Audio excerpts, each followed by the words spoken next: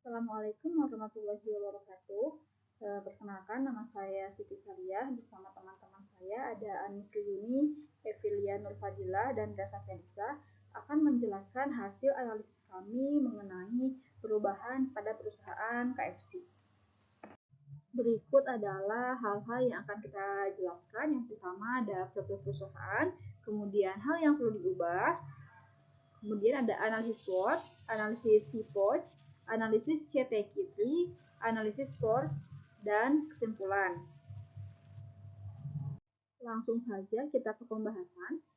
KFC atau Kentucky Fried Chicken adalah jaringan restoran cepat saji asal Amerika Serikat yang berkantor di pusat Louisville. Kentucky ini berspesialisasi dalam membuat dan menjual ayam goreng dengan daging ayam sebagai bahan utamanya. Gerai KFC ini sudah ada hampir di seluruh dunia. Hal-hal yang perlu diubah pada perusahaan KFC yaitu yang pertama ada kesehatan dan kesejahteraan konsumen. KFC perlu memperluas portofolio produk dengan menawarkan pilihan menu yang lebih sehat. Contohnya dengan menambahkan menu dengan kandungan protein, nabati, sayuran, dan serat yang lebih tinggi. Atau bisa juga dengan mempromosikan gaya hidup sehat dengan cara menjalin kerjasama dengan ahli gizi atau influencer kesehatan untuk mempromosikan gaya hidup sehat yang seimbang. Poin yang kedua yaitu yang perlu diubah dalam penguatan digitalisasi. KFC perlu mengembangkan fitur-fitur baru pada aplikasi mobile seperti pemesanan yang lebih mudah, pembayaran digital, dan program loyalitas yang menarik. Yang ketiga yaitu mengenai peningkatan kualitas layanan.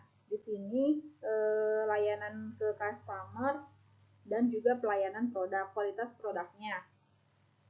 Nah, untuk yang pertama yaitu perlu adanya pelatihan karyawan secara berkala untuk meningkatkan keahlian karyawan dalam memberikan pelayanan yang lebih ramah dan efisien.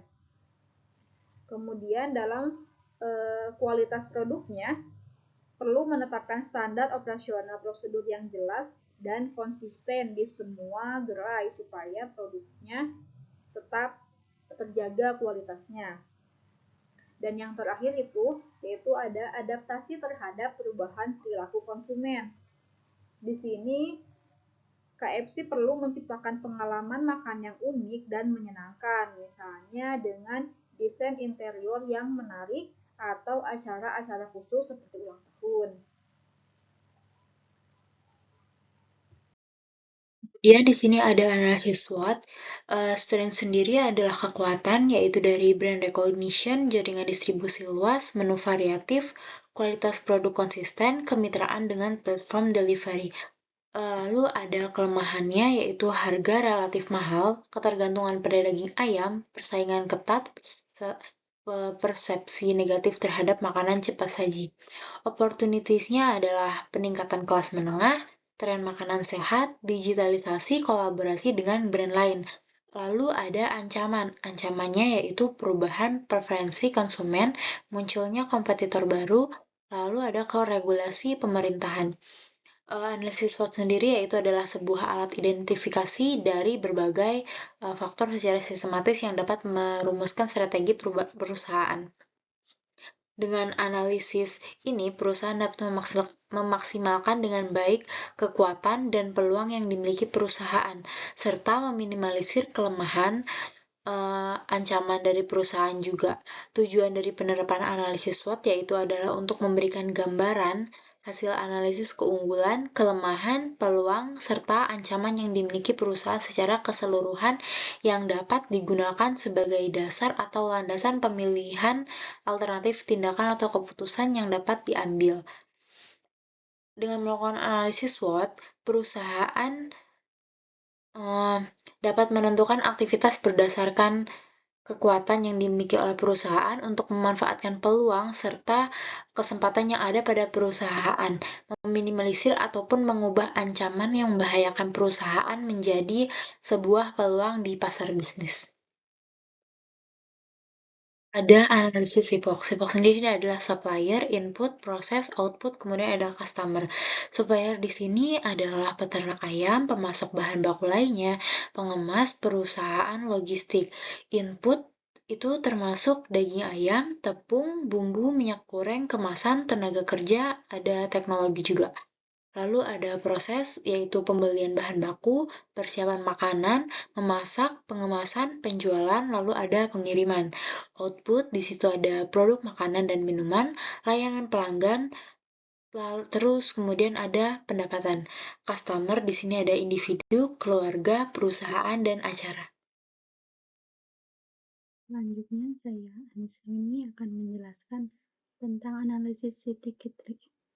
Yang pertama yaitu Customer Satisfaction, yang terdiri dari rasa makanan yang enak, harga yang terjangkau, pelayanan yang cepat, serta kebersihan restoran.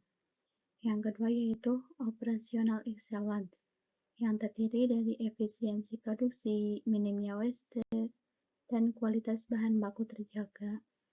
Yang ketiga yaitu Financial Performance, yang terdiri dari pertumbuhan penjualan dan peningkatan profitabilitas.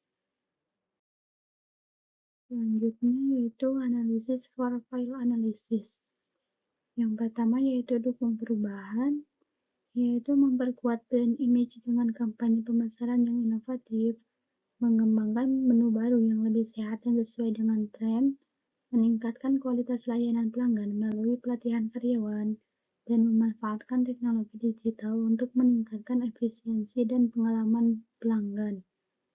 Yang kedua yaitu hambat perubahan, yaitu biaya pengembangan produk baru yang tinggi, perubahan perilaku konsumen yang sulit diprediksi, persaingan yang ketat dari kompetitor, dan regulasi pemerintah yang ketat. Nah, kesimpulan dari materi-materi yang sudah dijelaskan oleh rekan-rekan saya tadi, dari segi menganalisis strategi bisnis KFC selama masa pandemi COVID-19, jadi kita di sini menggunakan beberapa alat analisis yang umumnya digunakan pada manajemen gitu, yaitu dari analisis SWOT untuk yang gunanya untuk mengidentifikasi kekuatan, kelemahan, peluang, dan ancaman yang dihadapi KFC. Kemudian analisis SIPOCH yaitu untuk memetakan proses bisnis KFC dari awal hingga akhir, mulai dari pemasok hingga pelanggan, serta analisis City-Kitty yaitu untuk mengidentifikasi faktor-faktor kritis yang mempengaruhi kualitas produk layanan KFC dari sudut pandang pelanggan, serta analisis force part yaitu untuk menganalisis faktor-faktor yang mendukung dan penghambat dari segi perubahan di KFC. Nah, hasil analisisnya itu menunjukkan bahwa KFC memiliki kekuatan yang cukup kuat gitu, seperti merek yang sudah dikenal luas, jaringan yang luas, dan menu yang beragam. Namun dari KFC juga memiliki beberapa kelemahan ya, seperti harga yang relatif mahal dan persaingan yang ketat. Dan ketika pandemi COVID-19 ini memberikan peluang serta ancaman yang sama besarnya gitu. Sehingga peluang ini seperti peningkatan penggunaan layanan pesan antar, sedangkan ancamannya yaitu perubahan perilaku konsumen dan ketidakpastian ekonomi. Kemudian proses bisnis KFC itu cukup kompleks gitu ya, sehingga melibatkan banyak pihak mulai dari peternak ayam hingga pelanggan akhir gitu. Dari mulai bahan mentah gitu kan, sampai bahan-bahan tersebut diolah kemudian jadi produk sehingga tahap akhir yaitu penjualan kepada pelanggan. Nah, kualitas produk dan layanan KFC itu sangat dipengaruhi gitu oleh beberapa faktor kritis. Misalnya seperti rasa makanan, harga dan pelayanan. Sehingga KFC itu perlu melakukan perubahan untuk menghadapi tantangan di masa depan. Namun ada faktor yang mendukung dan ada juga yang menghambat gitu perubahan dari perubahan tersebut. Nah, berdasarkan analisis, kita dapat memberikan rekomendasi untuk perusahaan KFC ini, yaitu memperkuat kekuatan yang sudah ada gitu, seperti terus meningkatkan kualitas produk dan layanan.